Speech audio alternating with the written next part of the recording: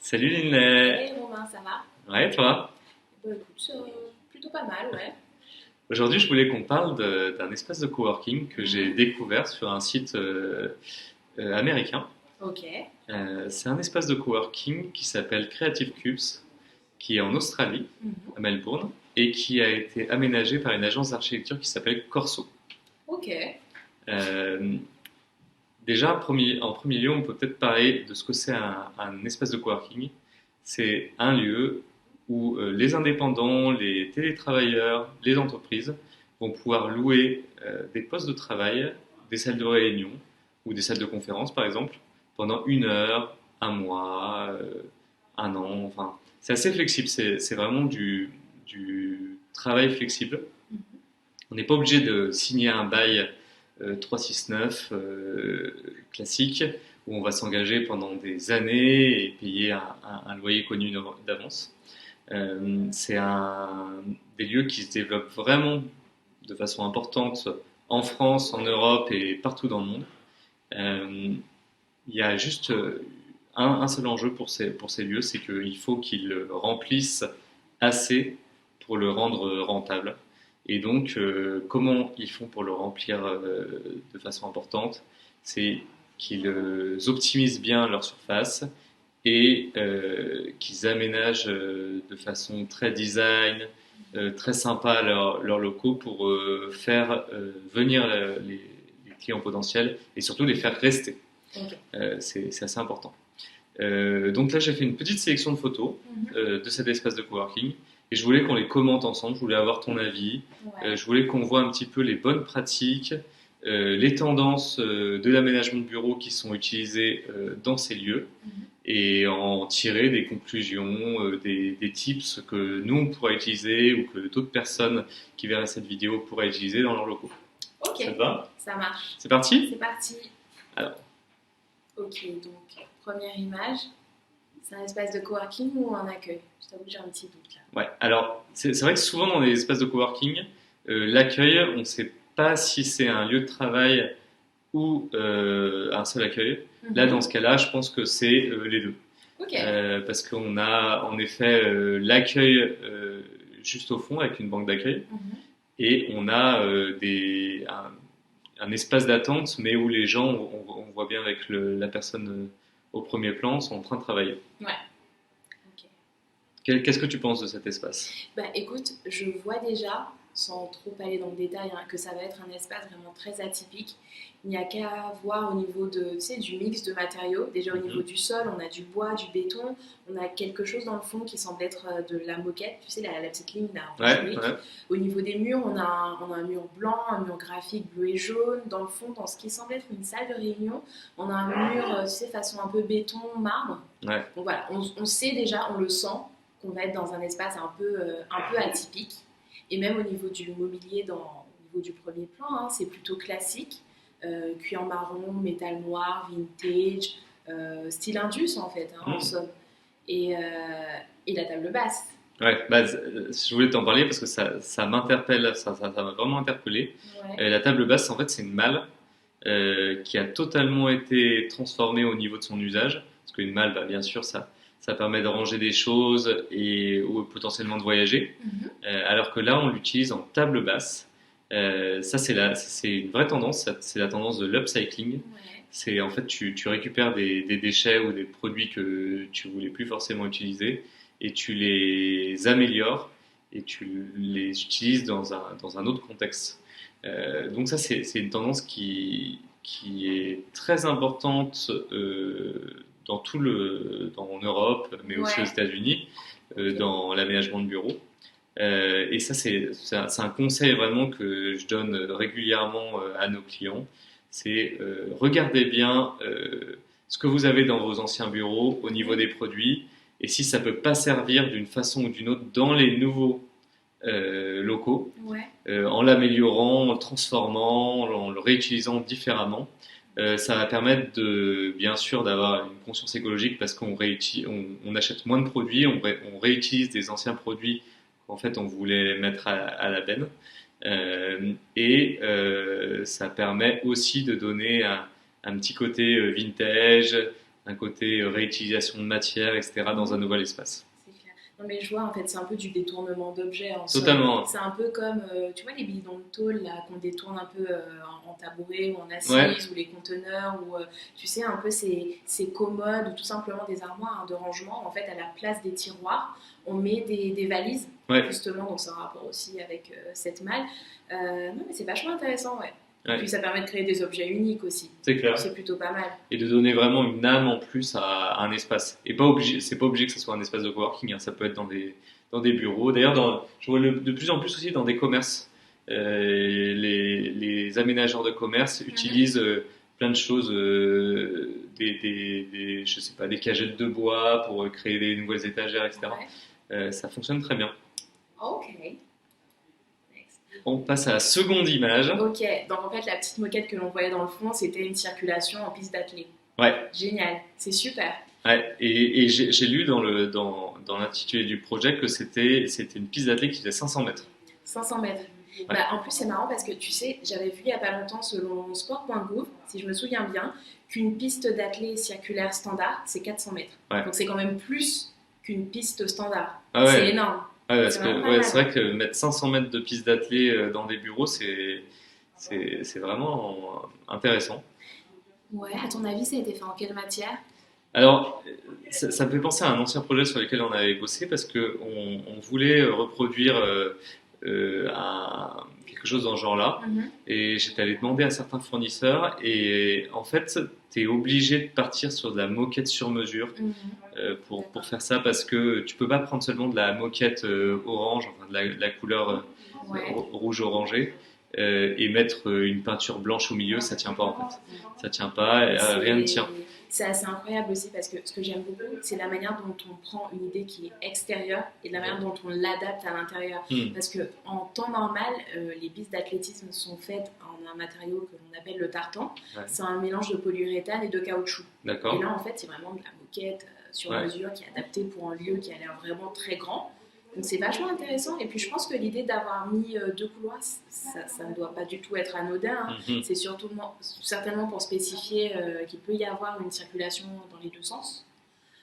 C'est pas mal, Ouais, j'aime beaucoup l'idée. c'est vraiment sympa. En plus, ça donne. Enfin, cette piste-là, elle permet d'aller de lieu en lieu, d'espace en espace dans tout ce coworking. C'est un fil rouge, quoi. C'est vraiment un fil rouge. Ok. Et ça préfigure peut-être le thème de ce local. Parce que c'est vrai que c'est pas aussi anodin de mettre une piste de sport dans des locaux comme ça. Ouais. Pas mal. Alors ici, pour la troisième photo, on est en présence de salle de réunion. Ok. Par contre, c'est des salles de réunion qui sont faites en claustra bois, en cloison claustra bois. Lina, je sais que tu en mets souvent dans tes projets. Tu peux peut-être nous dire qu'est-ce que c'est que claustra bois déjà et à quoi ça sert? Pourquoi on en met de plus en plus et pourquoi on en voit vraiment partout dans les espaces de bureau en ce moment? Bah, c'est vrai que le claustrat, c'est un phénomène qui dure depuis plusieurs années. Et encore aujourd'hui, on en a vu beaucoup, mais un peu partout, hein. On en voit dans les boutiques, dans les gares, dans les espaces de restauration et beaucoup aussi dans les espaces tertiaires. Ouais. Et en fait, le claustrat, il faut savoir qu'il peut servir d'habillage mural, mais aussi de cloisonnement, comme ici en fait. Le claustrat en général, on va le choisir pour des raisons esthétiques, hein. Le bois va rajouter une certaine ambiance au lieu, ça va permettre de rajouter aussi un élément naturel, là où il y a pas mal de matériaux manufacturés. Mais ce qui est intéressant aussi, c'est la manière dont le claustrat est construit, puisqu'en fait, avec le bois, on va avoir une succession de vides et de pleins qui vont créer un rythme, donc un rythme vertical, horizontal ou totalement déstructuré en fonction de ce qu'on a envie de faire. Et c'est vrai qu'en fait, l'opacité du bois va permettre d'obstruer la vue, de cacher en quelque sorte, et le vide va permettre de ne pas être complètement enfermé et d'avoir une vision beaucoup plus large. Donc tu sais, c'est une sorte de cloison un peu hybride qui fait un peu... bon, c'est clairement pas acoustique, hein, mais ça va faire le job. Et puis, ce que je trouve très intéressant ici, c'est que tu sais, en général, le claustrat, vu que c'est une sorte de cloison, ça va permettre de diviser l'espace en deux zones. Mais là, il va à la fois diviser, mais aussi créer une zone, tu sais, par ce mouvement un peu circulaire On peut Totalement. voir ici. C'est vachement intéressant. Et on voit aussi que en plus du claustrat, on peut ajouter un rideau. Ouais. Ça, il y a quelques années, je voyais plus du tout de rideau. Et ça revient petit à petit à la mode. Ouais. Selon toi, c'est quoi? Bah, ça a l'air tout récent hein, comme tendance, mais en fait le rideau va vraiment permettre d'avoir un espace beaucoup plus flexible.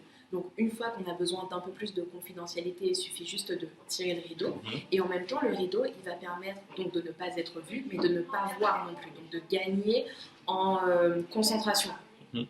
Donc oui, c'est plutôt pas mal. Par contre, on va pas se mentir, c'est pas acoustique. Hein.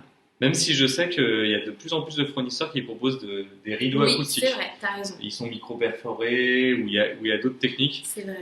On- Ça va plus atténuer le bruit. Ça quand va même. atténuer, mais Ouais. en effet, au niveau confidentialité, ça va pas être le top du top. On ne conseillerait pas, par exemple, pour une salle où on va accueillir des comités de direction Ouais. ou des choses comme ça. D'accord. Alors, ici, Hey.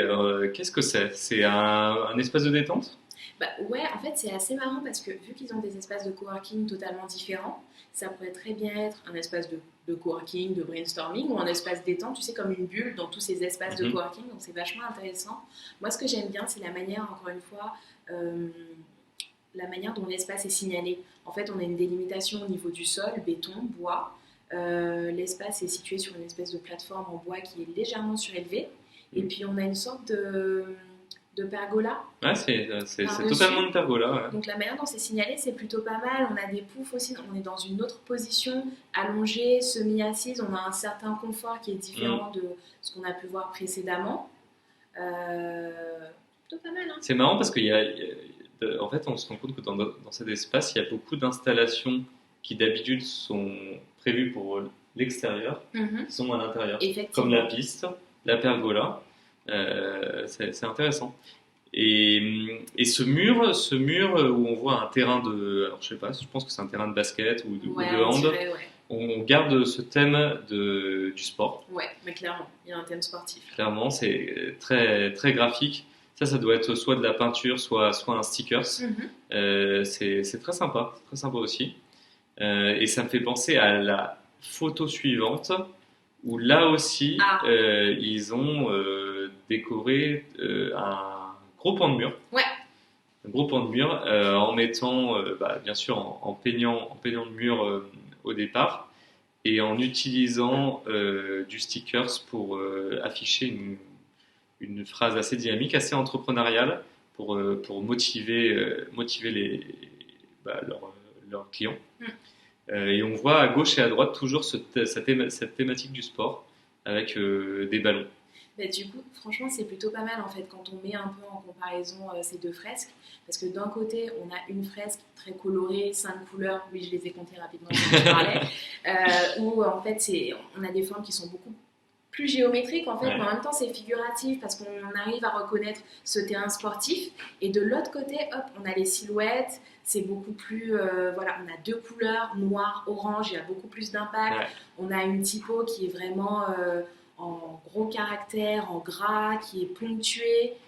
C'est vraiment différent. Et tu sais, en fait, ça me fait penser à quelque chose, c'est qu'en fait, la fresque, elle n'est plus juste esthétique, en fait. Elle a une réelle fonction, elle agit sur l'humeur, sur le mental de chaque individu, d'une équipe. En fait, tu sais, limite, la fresque, c'est un peu comme un coach. Qui donne des idées, des directives, qui encourage.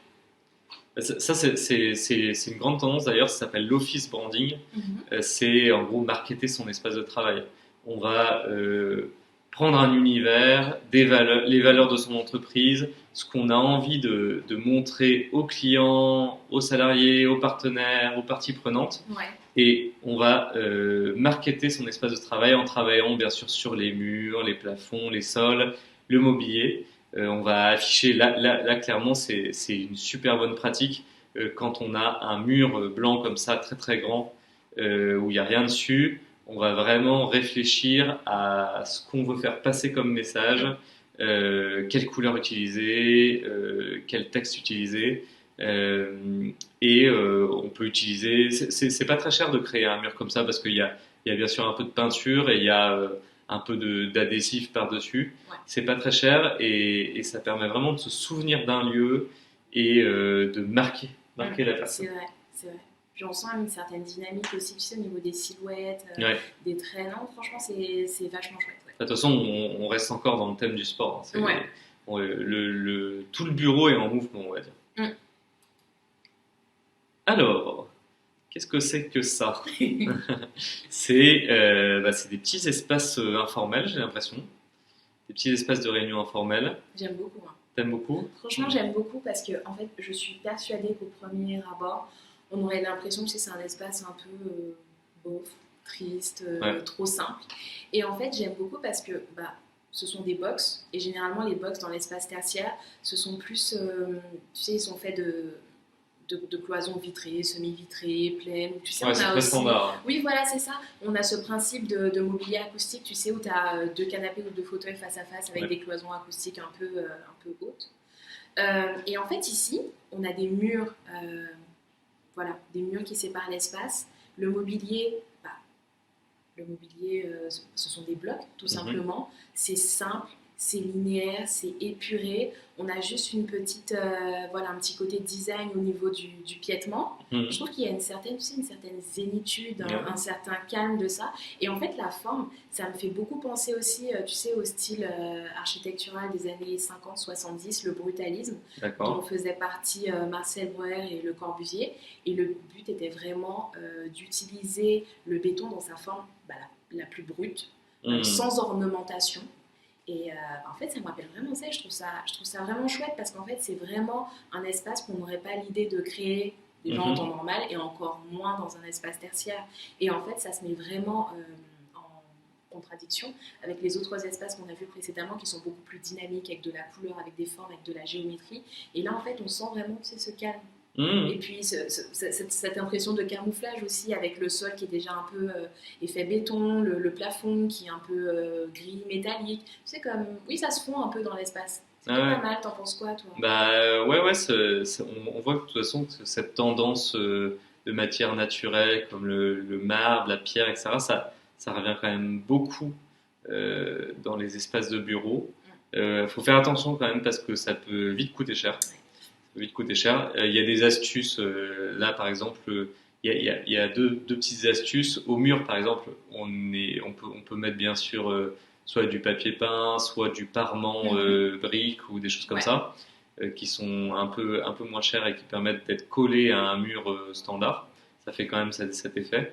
Et sur les tables, on n'est peut-être pas obligé d'acheter du marbre ou faire couler du béton, ou en tout cas d'avoir un plateau en béton. On peut avoir des feuilles adhésives qui reproduisent assez bien ces matières. Ça permet peut-être d'avoir cette ambiance-là sans que ça coûte trop cher non plus. Et on voit toujours ces petits rideaux. J'allais dire la même chose. Les rideaux qui rendent l'espace un peu plus flexible. Ouais. C'est vachement intéressant. Et toujours dans les tonalités un peu grises, tu vois. C'est vrai. Ah, je crois qu'on a passé 5-6 photos, on n'avait pas encore vu de vrais, en tout cas d'espaces de travail un peu plus traditionnels. Ouais. Ici, du coup, on voit un mini open space, on va dire. Moi, ce que je remarque en premier, c'est que les bureaux sont de hauteurs différentes, ce qui veut dire que c'est probablement des bureaux réglables en hauteur, électriquement. Ça, c'est aussi une grande tendance parce que pour plusieurs raisons. La première, c'est que des bureaux réglables en hauteur, ça améliore l'ergonomie du poste de travail. Le collaborateur, il va pouvoir travailler assis, par exemple, le matin et travailler debout quelques dizaines de minutes, voire quelques heures l'après-midi quand il se sent un peu moins bien, etc., après déjeuner. Et la deuxième grande tendance là-dessus, c'est la tendance du flex office, c'est-à-dire l'organisation d'un espace de travail où les postes de travail ne sont pas attribués. Donc on arrive dans le bâtiment et on ne sait pas trop où on va se placer, on peut se placer n'importe où. Et quand on a un bureau réglable en hauteur, c'est mieux pour cette tendance d'organisation parce que les personnes dans des bureaux veulent avoir des hauteurs différentes et du coup ça permet aussi d'adapter bien son poste de travail. Toi tu penses quoi de ce petit espace? Et ben, en fait, c'est marrant parce que les écrans de séparation me font vraiment penser, tu sais, au terrain de tennis ou Ouais. de ping-pong. En fait, bah, je sais pas, mais j'ai l'impression qu'il y a peut-être un petit clin d'œil à nouveau au Ouais. sport. Peut-être pas du tout. On Hein. garde cette Oui, ambiance sportive dynamique. c'est assez marrant. Bah, écoute, sur cette photo, moi je remarque principalement trois choses.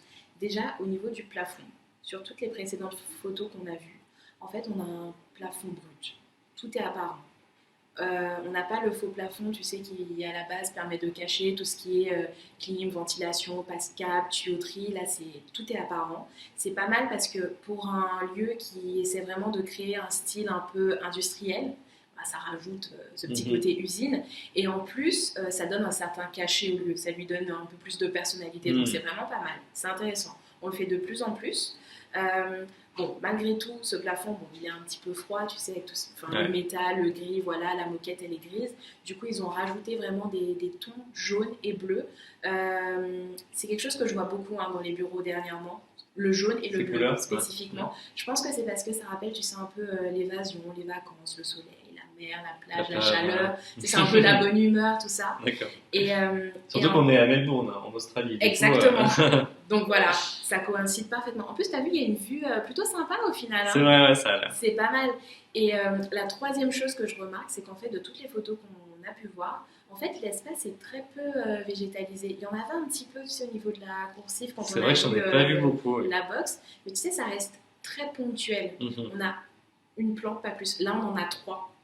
Et c'est assez marrant de voir ça dans un contexte où on parle vraiment de la bonne influence de la végétation sur l'humeur, le bien-être du salarié, etc.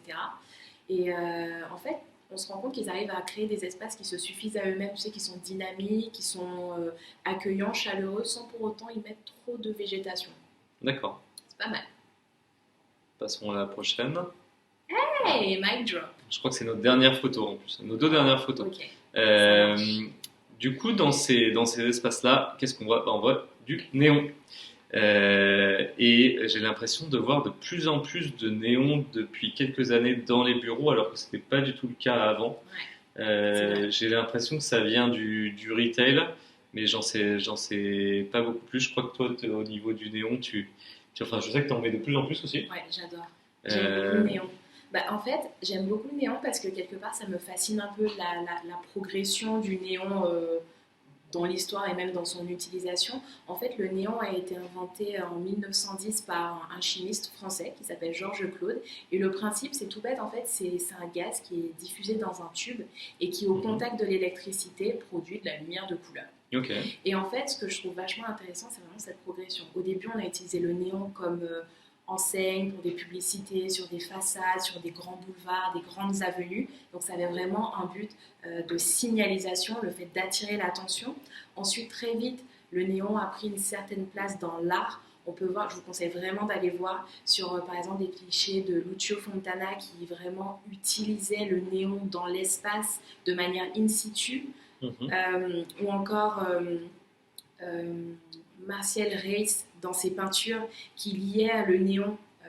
C'est vachement intéressant parce que du coup on a vraiment la peinture qui est une texture, tu sais, matérielle et la lumière que l'on voit mais qui est totalement immatérielle. C'est un petit côté pop art en fait. Okay. Donc c'est vachement intéressant aussi. Et puis Dan Flavin qui en a fait une réelle obsession et qui intégrait des structures monumentales dans l'espace. Donc tout ça aussi, ça questionne le point de vue. C'est les détails, ça nous permet de voir notre environnement ou un espace tout simplement de manière totalement différente. Et dans les années 2000, Claude Lévesque, qui est un plasticien français, a commencé à utiliser un néon lettré, donc à faire apparaître des mots dans la gestuelle, donc c'était vachement intéressant. Et puis du coup, on se rend compte que le néon, c'est aussi un moyen d'expression. Ah, donc, tu sais, je trouve ça vachement intéressant parce que le néon, c'est pas juste une ampoule qui permet d'éclairer. Voilà, ça a eu une toute autre vocation. Oui, parce que là on est vraiment soit dans des citations, soit dans des phrases qui disent à ceux qui travaillent dans cet espace-là de faire des choses do your thing. C'est vraiment une situation aussi très entrepreneuriale. En plus en rose comme ça, flashy, ça ressort super bien. D'ailleurs, c'est un moyen de décorer les espaces. Peut-être plus souvent des espaces de type cafétéria, salle de créativité, des fois salle de formation, etc. Carrément. Pas trop dans les espaces de travail. Non, C'est mais là, peut-être un ça peu trop rend... agressif dans Oui, les c'est espaces de vrai. travail. Mais ça rend hyper bien dans le couloir, là, pour le coup. Ouais, ça rend très très bien.